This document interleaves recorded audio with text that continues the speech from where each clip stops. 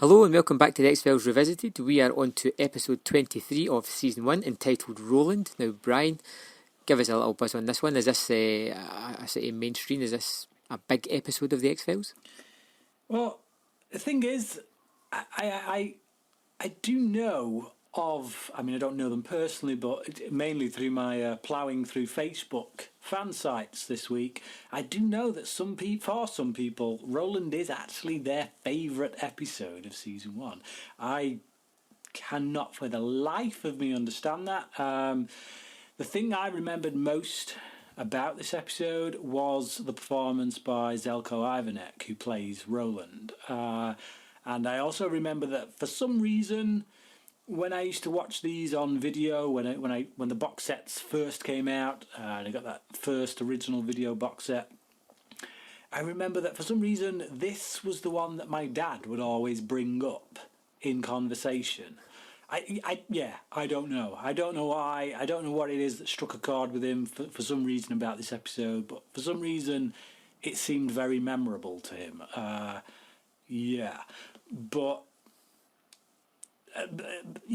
was the most memorable thing for me about this episode. Is it any good? Well, let's get into it. Let's get into it indeed. So we open up at a propulsion laboratory and a janitor is working away, cleaning diligently, when a scientist walks up and is extremely impatient and rude and shows Roland, our janitor, just how easy it is to unlock the door. What did you think of this small little opening there, Brian? I thought instantly that douchebag scientist is going to get killed in some kind of fashion. This is like really bad horror movie writing, isn't it? Set up a really douchey scientist guy, you know he's going to cop it because you want him to cop it. Oh yeah, instantly you're like, I hope he gets offed pretty soon. So inside they're testing a fan. Two guys fight over the experiment and ultimately it fails as one guy decides to stay behind and try to do the math to solve the problem that they're having. The other one leaves. He goes into the fan room to start doing some kind of jiggery pokery when the door closes behind him and the fan starts up and he sees that Roland, the janitor, who we should mention seems to be how would you put this, Brian? Autistic, I think is what. Autistic, I think that's fair enough. Is suddenly sitting at the computer typing away and putting the experiment back onto motion again. And the scientist goes into the fan. And after that, Roland finishes the equation that's on the board and goes back to cleaning. So what did you think of this opening? Okay, first of all, let's not try and let what I think about the rest of the episode cloud my judgment as with regards to this opening. I think this is actually quite an intriguing opening. You know, you've got this artistic guy. I mean, the fact that you're dealing with are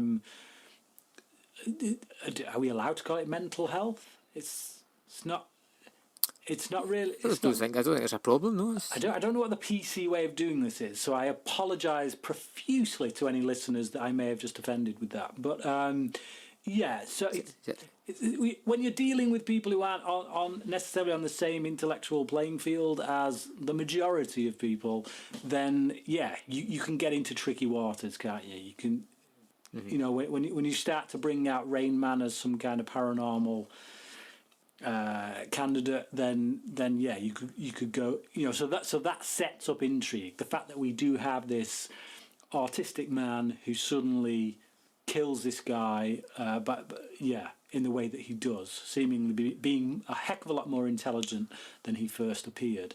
Yeah, I think the performance is great from that actor whose name I won't butcher. He's excellent as Roland, and the scene's quite good because it shows him trying to get into a simple doorway, just punching a 4-digit code, and he can't manage that. And then the next time we see him, he's at a computer, just typing away as if he knows what he's doing, finishing off an extremely complex maths equation. And you're like, what is really going on here? Again, it adds that mystery that you get with these X-Files, and you're not, or I wasn't really thinking of a supernatural premise to it immediately. After that, we go into the theme And then we're straight into Mulder and Scully talking about the Icarus project, which is this jet engine they're trying to get to work so it can go above Mach 15. And then they mentioned that 2 scientists have died in the past 6 months. So Mulder and Scully talk to Dr. Keats about the death, and Scully leans towards industrial espionage. Yeah. And Mulder sees he spots the equations that Roland wrote on the board, but the scientist says he's not exactly a rocket science. So instantly Mulder's like, he's zoning in on the least plausible explanation right away. It's like he's looking around. What could be the least plausible thing? Autistic janitor. There you go. There's our prime suspect. So yeah, it's kind of leaning into. It's kind of leaning into familiar land. We've seen this kind of thing before, where they're given something that could be a multiple, choices as to what it is causing this, but Mulder just instantly leaps for the crazy option. Yeah. In this situation, I'm thinking, a rational man would definitely think, industrial espionage, Scully. I'll go with that. Yeah, Mulder's seems logical. Mulder's like, no, the autistic guy in the corner with the mop. That's the dude. So we have Mulder queries. He said who wrote the math, and then from that scene we move on to Roland in his home, shall we say, and he's making a picture. Mulder and Scully arrive to question Roland, and they ask him about his work. And Roland tells Scully there's 147 stars on her blouse. Yeah. I don't know how he's able to do that when most of her blouse is covered up with. I'm assuming that's just the ones he can see. Because it's a bit of a. They're going for the Rain Man thing there, aren't they? Really, it's like. But I'm sure in Rain Man, is it not like toothpicks that get dropped? Yeah. And he sees them all. Yeah. He has the full picture. They're all there on the floor. You can pretty much. Yeah. But this is kind of a blouse in which you can literally see, because it's being covered up by the thing she's got on top. In some points, you can see like half a flower kind of poking out, and then other bits just like a little bit of a leaf. So yeah, there's Rain Man, and then there's just plain. Wrong man. Yeah, wrong man. So it fleshes out. Before we move on, can we just talk about Tracy? So no, I hate her.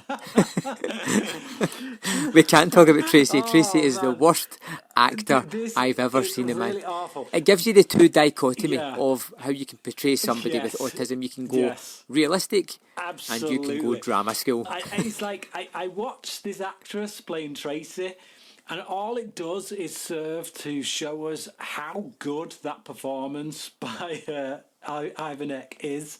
Because when we see him, I don't question at any point whether he's autistic. And this, I think I said in the previous episode, this was the first time I'd ever seen this actor.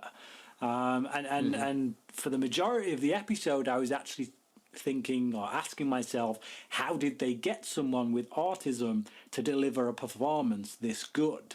So the moment you put this woman, this Tracy, up against him, and she's doing her really kind of, it's like if you think insulting. Yeah, insulting. It's like if you think to yourself, now how do I play someone with a mental disability?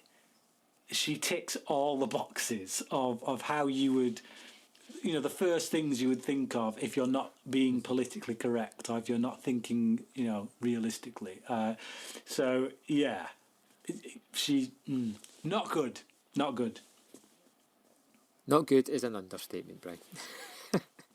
Anyway, so they're talking to Roland, and he has flashes of a murder, someone being killed gruesomely, and he freaks out, runs away, and Mulder steals his picture.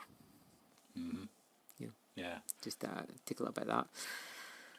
So, again, we're on to a new handwriting expert. You know, we've seen quite a few so far. I wanted the one back from... oh, man, what episode was it? I can't remember what episode it was, but there was... Is it Lazarus? No. No, the one that guy comes back with the lizard hand. it might be. She had a bit of a... there was a bit of sexual tension there between her and Mulder. Yeah. She was kind of flirting with it. That was excellent. Sorry, a fly just buzzed past my head. I think I've got a gnat. So if you hear a few slaps during the recording of this, it's me trying to catch a gnat. But yeah, so yeah, I wanted her back at some point, but she never did come back. Anyway, yeah, we get another handwriting expert. Yeah, and Mulder gets the picture out and gets that compared to the whiteboard, and the writing doesn't match, which just adds to the mystery again, because we know that Roland did write that equation. Yeah. And then we got to Roland having nightmares. Yeah. So he wakes up from the same vision, the nightmare he was having before, and then he goes to the lab and kills douchebag scientist with liquid nitrogen. Yay. That's awesome. Yeah, it's a really it's good pretty kill. Awesome. And this was before Jason X. Yep. And then he starts typing at a PC. Roland does again after he kills this guy. Now, one of my favourite parts in this episode, the sort of tape outline of the dead body. But it's missing the head and it's got just wee shards. And they've even drawn little wherever there's a little shard. Yeah. I was buckled. I was killing myself laughing at that. I thought it was terrific. Just a terrifically slapsticky. I mean, it's the kind of thing you would see on the Naked Gun. Literally, just before you said it, I thought Naked Gun in my head. It's like, what on earth? It's so good. So good. Anyway, Scully explains the science of what has happened to Mulder and to help us, I think, as well. But Mulder instantly goes to the PC and starts checking up things. Well, he manages to... He uses the number off Roland's paper to get the password for the computer. He finds out that someone has been continuing the scientist's work for months. But obviously, like I say, they only get this because Mulder used Roland's paperwork. Yeah. It does come across as a little contrived. You know, it seems just a little bit... almost just by luck's sake it's happened. It gets into that computer. I don't know. So then we have Roland dreams of being separated from someone as a child. And that comes into play several times throughout this episode, and instantly you this is where I kind of jumped to the sort of twist. I kind of spotted it from here. Yeah. Don't know about yourself, Brian. Oh, well, it's like, again, it's like, it was the episode we did fairly recently with the, it was the cop who'd been murdered, and there was a scene in that one where I had a real problem with it. I thought the episode was really good up until that scene when we basically saw this cop, this bent copper, going to have a word with this other guy, and they essentially... Yeah, it was Born Again. Yeah, Born Again, that was it. And they basically just revealed the twist. They revealed everything in that scene that should have been revealed a lot later on. And this is the same, you know. It's like showing us this flashback here. We see. I just don't think we need it, you know, because this information is going to come out later on in the episode, and surely we should learn this when Mulder and Scully learn it. You know, when they get that information that he's a twin. But no, we see it here in flashback, and immediately, you know what's going on. Okay, clearly it's not Roland who's doing this, it's a twin. But how is the twin affecting Roland? I'll tell you right now, the better way to do it is, if they wanted to include that scene, don't show the other boy. Just show one being taken away, put in the back of a car, and getting driven away. and don't reveal the other twin standing there until later on in the episode. Still just adds more of a mystery to the piece of what's actually going on. But no, they don't go for that. They hit you over the head with the frying pan straight away and just tell you. So after we see that flashback, Mulder and Scully arrive to question Roland, and Scully kind of distracts the women to leave Mulder alone with Roland. That's what I thought anyway. Yeah. Did you get the same sort of... I feel like she's just making up an excuse to drag that woman away to allow Mulder to sort of question her. I think that's right. I think that's how it plays. Because she doesn't really do a right lot else after she's taken her to one side. So. Yeah, I think you just kind of mentioned Dr. Grabble, who got Roland the job. Dr. Grable, Arthur Grable. Dr. Grable. Yeah. So Roland says that people die, but they're not supposed to come back. Yes. And so, yeah. Which is a nice sentence, isn't it? Mm-hmm. It just kind of adds a wee bit to, like, what exactly is going on here. And Scully kind of talks to we'll say the house mother, but there's no really any information in there worth listening to, really. So Mulder says that Arthur Grable, did you say Grable? Grable, yeah. Grable went to the house to get a mentally challenged person.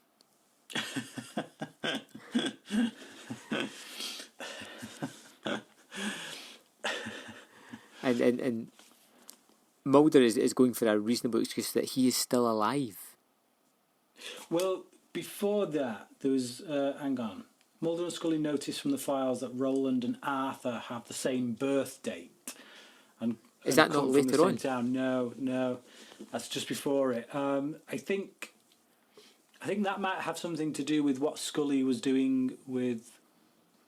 I don't know. This whole episode... I think I snoozed through a lot of this, to be honest. But yeah, it definitely happened before. But I don't know why. I don't know where they got it. But Mulder and Scully noticed from the files. I don't know what files they are. I've clearly got that in my notes. But yeah, they noticed from the files that Roland and Arthur have the same birth date and come from the same town. Yeah. That's the conversation that Scully has with the house mother. Yes. You know, she asks for the information and says that she'll come back and get it with a court order if she has to. Yeah, that's it. So there was relevance in her taking her to one side. Yes. If anything, I did pay somewhat attention. And then after that, Tracy talks to Roland about dreams, causing him to freak out, and literally you're seeing on one hand a masterclass from someone who knows how to act, and on the other hand a high school performance by someone who decided they wanted to do drama one day. Yeah. Oh my goodness! She's just every time she's on screen, I felt a deep-seated pain. Yeah. Just to my side, I couldn't stand her. I could not stand her acting at all. It's the thing she does with her fingers as well. She has her hands in the air, like with her fingers kind of touching each other at the tips, and it's almost like, oh man, that is literally how a primary school kid would take the mick out of someone with learning difficulties. It makes me cringe every time she's on screen. But from there, Mulder and Scully ask the lead scientist at the research facility if he thinks it was possible that Arthur Grable faked his own death, and is now making it look as though Roland is killing everyone. And this guy says it's absolutely not possible because Arthur's head is being stored in a cryogenics lab. And I'll tell you right now, this is another thing that X-Files had going for it. This is what led to all the heads in Futurama. I'm absolutely positive of it. But led to what? You know Futurama? Oh, right. Led to the heads in Futurama. I never watched Futurama, I've got to say. They've got all these heads of people in jars talking. Right. And I bet you the idea germinated from the X-Files. It had so much influence and other things, and I'm just as soon as I seen that, I couldn't think of anything but the heads in Futurama. Yeah. Well, I know Matt Groening is a big X-Files fan because he put loads of X-Files references into The Simpsons, and Yeah, I'm positive of it. So, which is quite a cool idea, I suppose. Arthur's head is frozen. They may be able to unfreeze him at some point, but he's got no body. And Scully calls that out, or Mulder. One Yeah. of them calls it out. It's like, it's all well and good having his head and that, but what do you expect to do with it? Yeah. So then you have the thing with the temperature fluctuating. Mm-hmm. Yeah. It brings that into the storyline, I suppose, and it's the it's the computer picture enhanced moment that we love in all these episodes. Well, before that, we've got Scully notices that Arthur has Roland's name as his only donor. So Arthur Grable had Roland as his donor. So this His backup organs. So this scientist, the guy who hired Roland, not only did he hire him, but he has him as his donor. So that's what gets Mulder and Scully kind of thinking, all right, let's do a computer workup and see what see what Arthur Grable looks like in comparison to Roland if he lost the beard and a few of the other trimmings and whatnot. But it seems to be a staple of almost every episode where they're in front of the computer with a picture.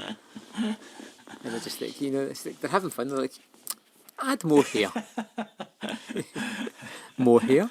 It's just fun. I don't know. I like these sequences for some reason as well. I don't know why, but they just seem to tickle me. For me, it's because of the really wacky, outdated technology. Because it's very 90s, isn't it? And it's like... And I'm not sure how accurate it was back then. I get the feeling it was one of them things that kind of like CSI does now, where they show you things that doesn't actually exist but might do in like 10 years' time or something. It kind of feels a little bit like that. So Mulder asks Roland about his dreams, and Mulder tells Roland about his dream. So why do you think he told him about his dream? Why Mulder told Roland about his dream? Yeah. I can't remember what the dream was that Mulder said. Yeah, neither can I. No. See, this is what I mean. It's so many of the elements of this episode are so forgetful. But anyway, Roland says that his dreams are bad. Yeah. And then Mulder spots a toy spaceship. And he tries to equate that to what's happening to Roland. Tells him that he's like the toy and somebody else's dreams are a bit like the controls. And then Roland has that flashback to being separated again. Yeah. But I like what Mulder says to Roland about how just because you have bad dreams, that doesn't make you bad. And he's trying to put Roland's mind at rest. It's actually quite a touching moment, really, from Mulder. Mulder shows a bit more of a sympathetic side here. He's treading cautiously, so to speak, and he wants Roland to trust him. He wants Roland to feel like he can open up to him, which I guess is answer to your earlier question is the reason why he told him about the dream. Yeah. So Roland kind of freaks out, runs to the bathroom. And escapes the house. He has a flash forward to show him how to escape. Punch the glass. Yeah. He does it and escapes. So we're in the laboratory and Mulder and Scully are checking the building. Mulder talks about psychic ability and connection, and Scully jokes, I've got to go and call my brother. Yeah. I put Mulder goes on a rant about psychic connections because he literally does rant about it. Yeah. But it's unlike Scully to crack a joke. It's usually Mulder we've got to do that. It is usually the other way around, because usually Scully's having a rant about how Mulder's just flying off on one, and then Mulder just dryly kind of puts it down. With some pithy comeback. But as they go walking off to find this Dr. Lorette, or whatever his name is, we see him watching them on the monitors, and he's like proper Scooby-Doo villain time again, you know. Oh yeah. Yeah. At that moment, you're like, "That's the bad guy." There's the villain of the piece. And from this moment on, every time we see this guy now, he literally feels like he's walked straight out of an episode of Columbo. He's awful. He's just missing that moustache to twirl. Yes. It's not the actor. The actor's doing fine with the material he's got, but the script he's been given, it's like, yeah, he does need a twirly moustache. So. Yeah. So Roland's working away on 2 different math equations at the one time with both hands when he starts to get flashes of the head container.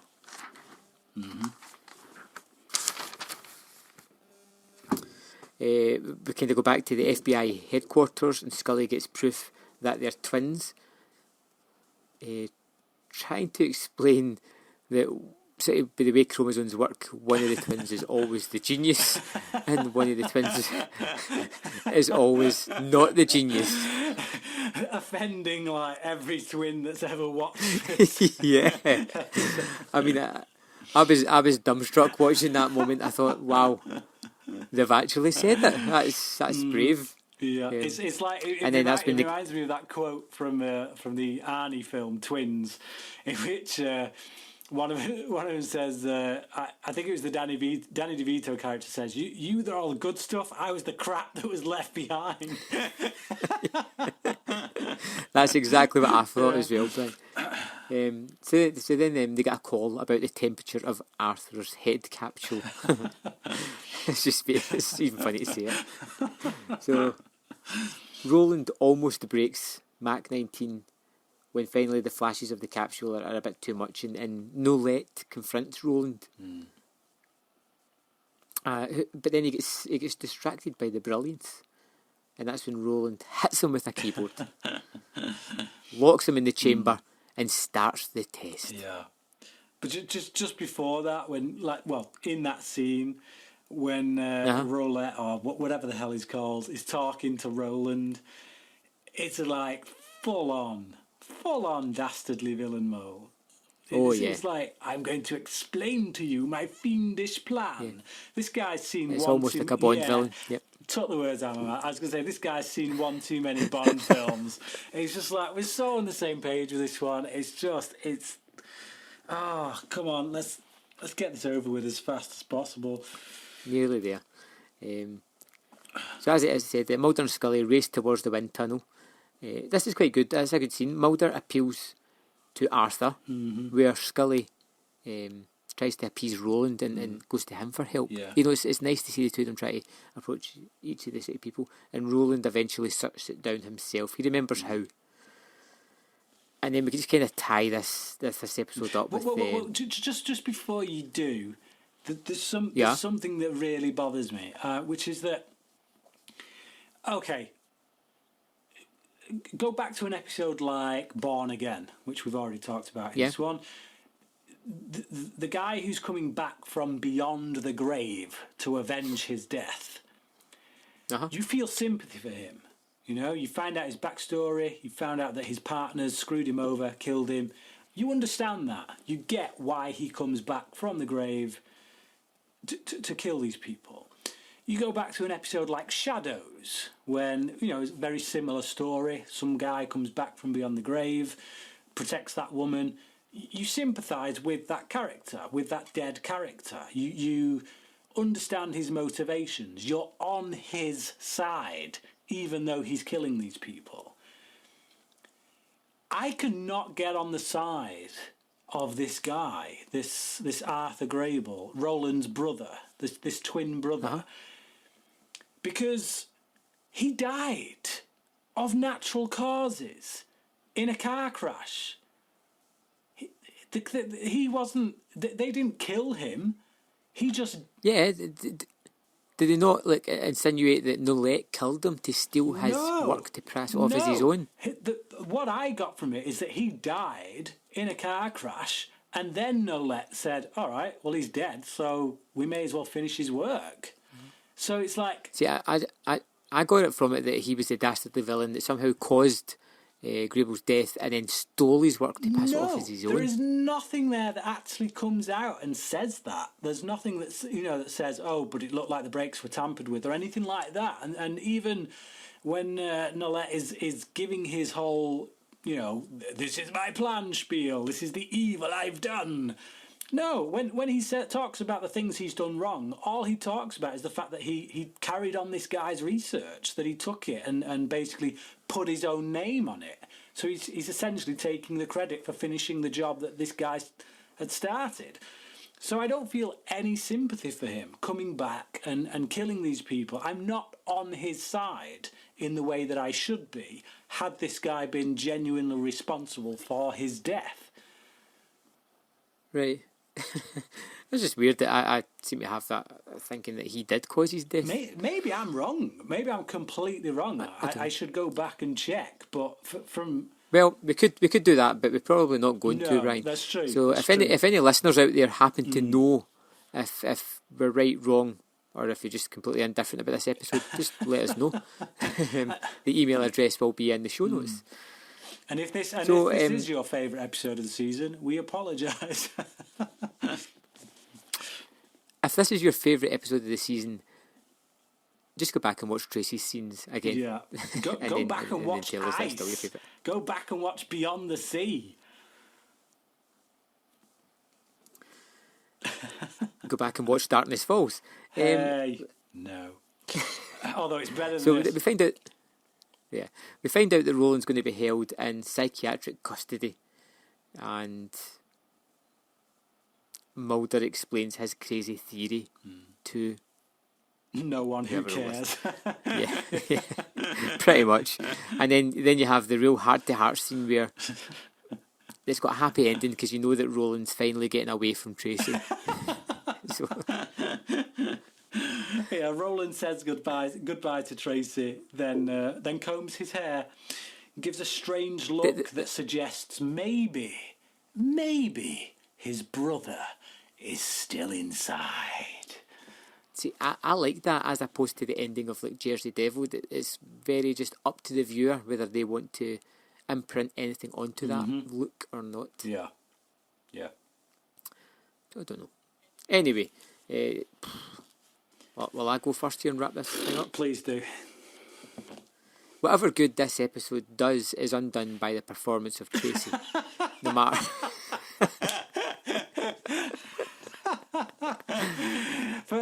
From now on, any time something in an episode going forward ruins that episode, we're going to say it's been Tracy'd.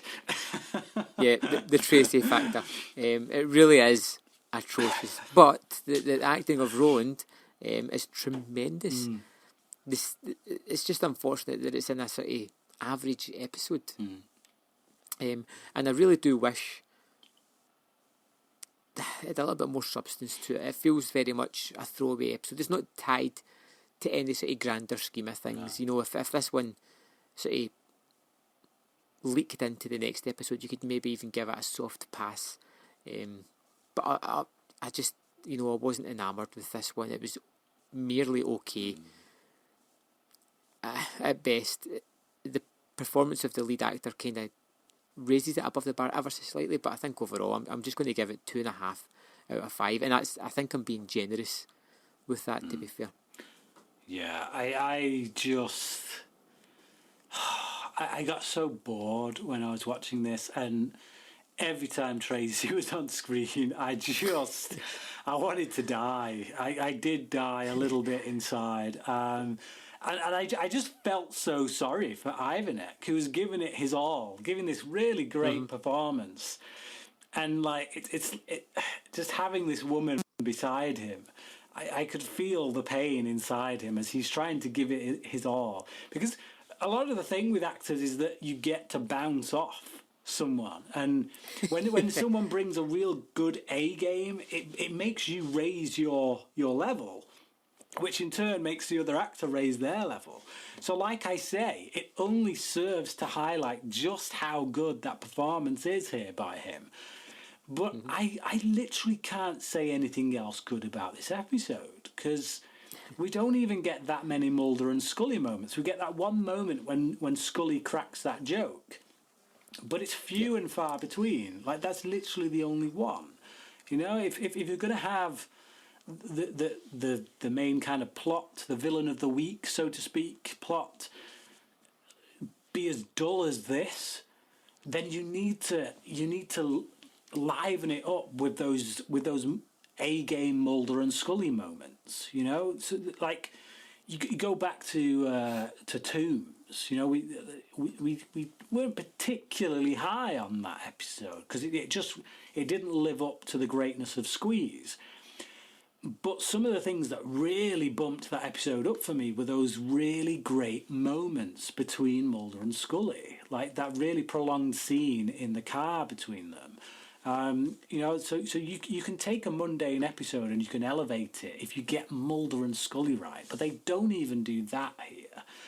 This is a poor episode. I'm going to give it a 2 out of 5. There we go. So, that is that. Next episode, we are on to the season finale. What is it called? Erlenmeyer Flask? The Erlenmeyer Flask, yeah. Yes. Now, tell me a bit about this one. Okay, well, this is, you know, we've had episodes before that are like government conspiracy stuff. Obviously, the pilot is kind of where it all started. You know, we had EBE, in which we got a lot more backstory behind Deep Throat, and the government that he works for, the organisation within the government he works for. That kind of pulled us a bit closer into the conspiracy. Erlenmeyer Flask is really where it kicks off. That's where there's no going back. That's where we have a very definitive mythology arc that is going to run through this entire series. You know, it's been hinted at in those other few episodes, but this is it. This is the first, what I would say, the first big mythology episode. So yeah, season finale. You know, last episode of the season. You've got to expect the last episode of a season to be good. Whether it is or not, we will find out next time. Yes, you should expect it to be good, but like you said, sometimes it's not always that way. So that's something good to look forward to, hopefully. So remember and join us next time on the X-Files Revisited, where we will be finishing off season 1, which seems like we only started it not too long ago, Brian. So that'll be exciting. So we'll see you next time on the X-Files Revisited.